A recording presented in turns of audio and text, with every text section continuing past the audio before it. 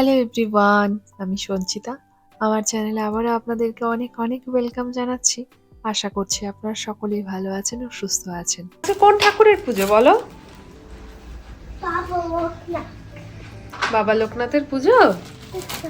তুমি তো ড্রেস পরতে হবে না, ড্রেস না পরলে কি করে হবে? আজ রবিবার, আজ বাবা লোকনাথের পুজো। সপ্তাহের দিনগুলোতে তাড়াতাড়ি করে ওঠা হয়, আজ পুজোর দিন। কিন্তু ওই যে শনিবার রবিবারটা যে দেরি হয়ে যায়, রাতে ঘুমোতেও দেরি হয়ে যায়, সকালবেলা ঘুম থেকে উঠতেও দেরি হয়ে যায়। সেজন্য আজ ঘুম থেকে উঠতেও দেরি হয়ে গেছে।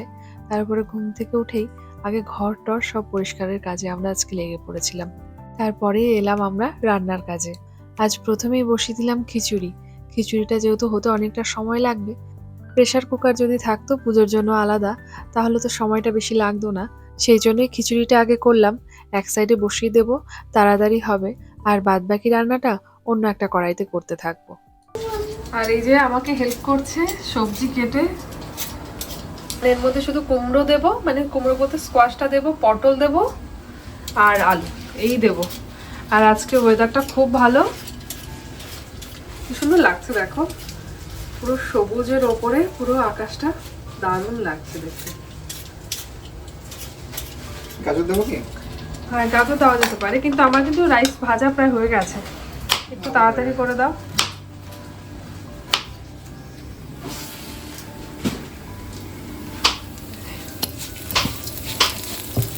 ছোটবেলায় বাড়িতে পুজো হলে কত কিছু করতে হতো। সকালবেলা উঠে বাড়িঘর পরিষ্কার করা, তার সাথে সাথে গোবর দিয়ে পুরো বাড়িটাকে লেপে দেওয়া, এই সব কিছু যখন শুরু হতো তখন থেকেই একটা পুজো পুজো আমেজ কিন্তু লাগতো। যেরকম লক্ষ্মী পুজোর দিন বাড়িতে পুজো দেওয়ার আগে সবকিছু পরিষ্কার পরিচ্ছন্ন করা, দুর্গা পুজোর আগে ঘর ছাড়া, এই জিনিসগুলো আস্তে আস্তে কেমন একটা জানি হারিয়ে যাচ্ছে। আমার শ্বশুরবাড়িতে বাড়িতে যেই পুজোই হোক না কেন, সেই দিন বাড়িঘরকে খুব সুন্দর করে পরিষ্কার করা হয়। বাড়িঘর যেরকম পরিষ্কার করা হয়, তার সাথে সাথে গোবর দিয়ে উঠোনটা এত সুন্দর করে লেপে দেয় মা, দেখে তখন এমনি মনে হয় যে অনুষ্ঠান বাড়ি বা পুজো বাড়ি, এটা তখন আগে থেকেই মনে হয়। এই জিনিসগুলো ধীরে ধীরে আমাদের মধ্যে একদম চলে গেছে। আর আর আগের মতন আর এইরকম জিনিসগুলো দেখি না। আমরা পুজো করি ঠিকই, কিন্তু এইসব জিনিসগুলোর কথা খুব মনে পড়ে। তাই আজ যেহেতু পুজো, তাই বাড়ির কথা যেরকম মনে পড়ে পুজো দিনগুলোতে, মা কি করছে, পুজো দিচ্ছে কিনা, এইসব কথাগুলো খুব ভাবি। পাড়াতে আমাদের বাড়ির পাশের বাড়িতে বাবা লোকনাথের পুজো হতো। আমরা তখন খুব ছোট, মানে যবে থেকে বুঝতে শিখেছি তবে থেকেই দেখছিলাম ওদের বাড়িতে পুজোটা হতো। আর পুরো পাড়া ধরে লোকজন নেমন্ত্রণ করা হতো। আর ওদের বাড়িতে পুজো হতো, কিন্তু মনে হতো যেন এটা আমাদের বাড়িরই একটা অনুষ্ঠান। কারণ যেহেতু এত লোকজন আসতেন পাড়াতে, এটা একটা অনুষ্ঠানের মতনই মনে হতো সবার জন্য। যখন একটু বড় হলাম, তখন মনে হলো যে আমাদের বাড়িতেও তো লোকনাথ পুজো করা যায়। আমাদের বাড়িতে অন্যান্য পুজো করা হয়, কিন্তু লোকনাথ পুজোটা কখনো করা হয়নি। তাই যখন আমার মনে এলো যে লোকনাথ পুজোটা করতে ইচ্ছে করছে, তাই কখনো তখন বা কারো কাছে শুনিও নি, ঠাকুমার কাছে বা মায়ের কাছে, পুজো করব কি না। আমি শুধু বলেছিলাম আমার ভীষণ পুজো করতে ইচ্ছে করছে, লোকনাথ পুজো আমি কিন্তু বাড়িতে করব। শুধু আমাকে বলে দাও পুজোর জন্য আলাদা কি কি জিনিস আছে, সেই জিনিসগুলো আমাকে বের করে দাও। আর যেই ওভেনে আমাদের বাড়ির পুজো রান্না করা হতো, সেই ওভেনটাকে বলেছিলাম আলাদা করে আমাকে দেওয়ার জন্য। আমি সেখানে ঠাকুরের পুজোর জন্য একটু পায়েস বানাবো। ওই পুজোর জন্য পায়েস বানানো দিয়েই আমার রান্না শুরু। তারপরে ধীরে ধীরে অনেক রান্না করেছি বিয়ের আগে। প্রতিদিনের রান্না হয়তো করতাম না, কিন্তু এই রেসিপি দেখে স্পেশাল যেসব রান্নাগুলো থাকতো, সেগুলো করার জন্য মন ভীষণ চাইতো। আর সেগুলো খেয়ে বাড়িতে যারা বড় ছিলেন তাদের ভীষণ ভালো লাগতো। আর এই ভালো লাগাটাই ছোটবেলা থেকে আমাকে রান্নার কাজে উৎসাহ লাগিয়েছিল অনেকটাই বেশি। আর এখানে পুজোর জন্য সবকিছু গোছানো হয়ে গেছে, পুজোর রান্নাও কমপ্লিট হয়ে গেছে। এবার চলুন ফুল তুলে নিয়ে আসি। বাড়িতে থাকলে তো ফুল ধুব্বো সবকিছু তোলার জন্য সকালবেলায় বেরিয়ে পড়তাম ফুলের সাজিটা নিয়ে। কিন্তু এখানে তার সেই বিষয়টা নেই, ফুল তো সেই রকম ভাবে পাই না। টেস্কো থেকে যে ফুলটা নিয়ে আসি, ওগুলো তো বাড়িতে সবসময় থাকেই। কিন্তু এখন যেহেতু পিটুনিয়া গাছগুলোতে বেশ ভালোই ফুল এসছে, সেজন্য ভাবছি বাড়ির গাছের ফুল, সেগুলো দিয়ে না হয় আজ ঠাকুরের সিংহাসনটা সাজানো যাক। বাড়ির গাছে অনেক ফুল থাকলে যেরকম আমরা পুজো দিই, এখানে তো এই ফুল ছাড়া তেমন ফুল নেই। এমনি টেস্কো থেকে আনা যে ফুলগুলো আছে সেগুলো আছে, তো ভাবলাম কয়েকটা এখান থেকে ফুল তুলে নিই।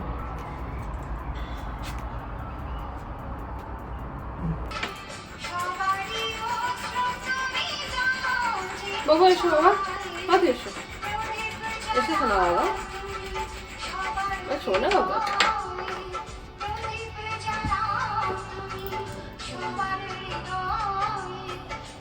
এই দেখো মাম্মা নিচ্ছে।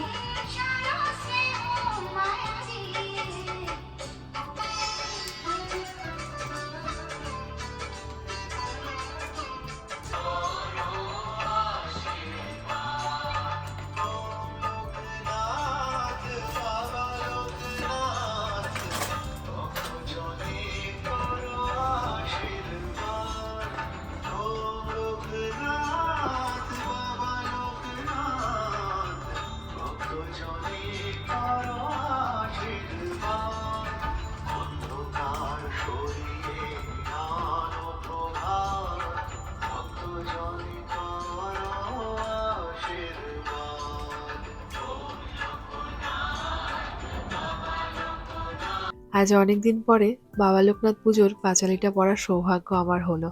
কিছুদিন আগে যখন দেশে গিয়েছিলাম তখন আমার শ্বশুর মশাই জানেন তো আমি যে পুজো করি, সেই জন্য আমার জন্য বাবা লোকনাথ পুজোর পাঁচালী, লক্ষ্মী ঠাকুরের পুজোর পাঁচালী আর সরস্বতী পুজোর পাঁচালীটা আমার সাথে করে দিয়ে দিয়েছেন। লক্ষ্মী পুজোর পাঁচালীটা আমি পুরনো পাঁচালীটাই নিয়ে এসেছিলাম, কারণ আমি এই পাঁচালীটা পড়ে আমার মুখস্থ হয়ে গেছিল তো।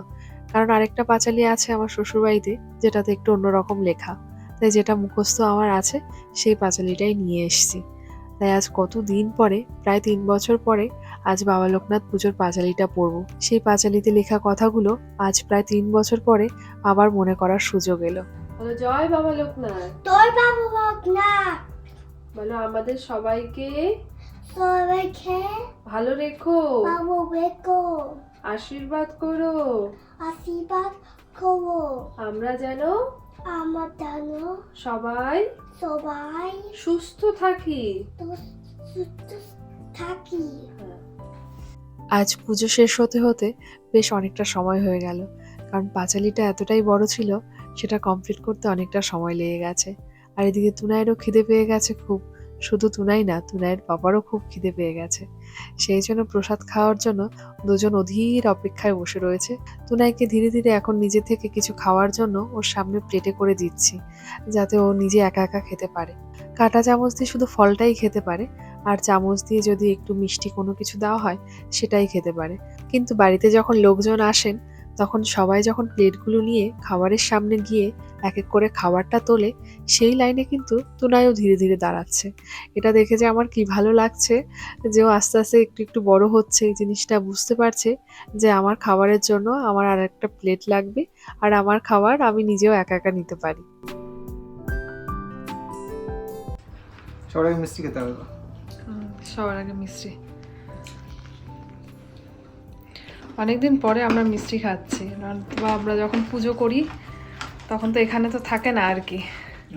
এবার বাড়ি গেছিলাম বলে মিষ্টি আনতে পেরেছি। আর এই যে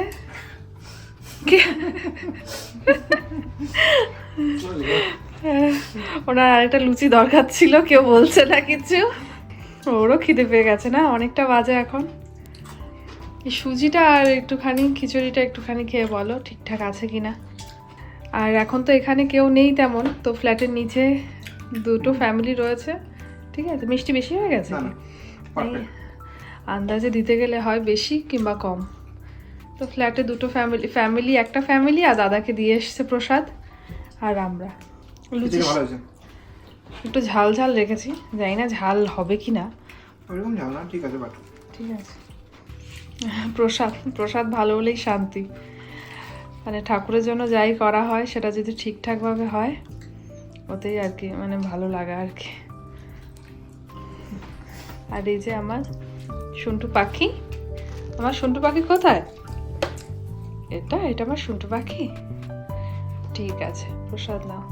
বিকেল এখন প্রায় 5টা মতন বাজতে গেল। বাবা ছেলে দুজনেই ঘুমোচ্ছে, আর আমি এদিকে সেরে ফেললাম পুজোর জায়গার কাজগুলো। পুজোর জায়গাটা পুরোটাই পরিষ্কার করে ফেললাম, কারণ আবার তুনাই কি ধরবে না ধরবে। আর তার সাথে সাথে পুজোর যা যা থালা বাসন সব ছিল, এগুলো এই কটা জিনিসই আমার আলাদা রয়েছে পুজোর জন্য, সেগুলো যাতে কোনো রকমভাবে অন্য কোনো হাতে না ধরা হয় সেই জন্য তাড়াতাড়ি করে পরিষ্কার করে রেখেও দিলাম।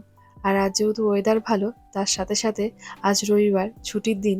এই ছুটির দিনগুলোতে ম্যাক্সিমাম কি হয় জানেন, এখানে যারা আছে সবাই মিলে ক্রিকেট খেলতে যায়। কিন্তু এখন যেহেতু এখানে লোকজনের সংখ্যা ধীরে ধীরে অনেকটাই কমে গেছে, তাই ক্রিকেট খেলতে গেলে তো অনেক লোকজন দরকার হয়, তাই সেটা আর এখন আর হয় না। তাই এখানে কয়েকজন মিলে যায় ব্যাডমিন্টন খেলতে। মাঝে মাঝে আমাকেও বলে যাওয়ার জন্য, আমিও যাই। সব দিন যাই না, ওয়েদার যেদিনকে ভালো থাকে সেদিনই একটুখানি যাই। কারণ হলো ওয়েদার ভালো না থাকলে কেন একটা জানি মন চায় না। যদিও খেলা হয় একটা ঘরের ভেতরে, বাইরে খেলা হয় না। তাই আজকে আমিও যাব সেখানে। 1 থেকে 1.5 ঘন্টা মতন খেলে সবাই। সারা সপ্তাহ জুড়ে অফিসের কাজ থাকে তো, এই শনিবার রবিবার দিনগুলো একটু যেরকম বাড়ি থেকে বেরোলেও ভালো লাগে, তেমন অফিস কলিগদের সাথে এরকম ভাবে ক্রিকেট বা ব্যাডমিন্টন খেললেও ওদের সবার মনটাও ভালো লাগে।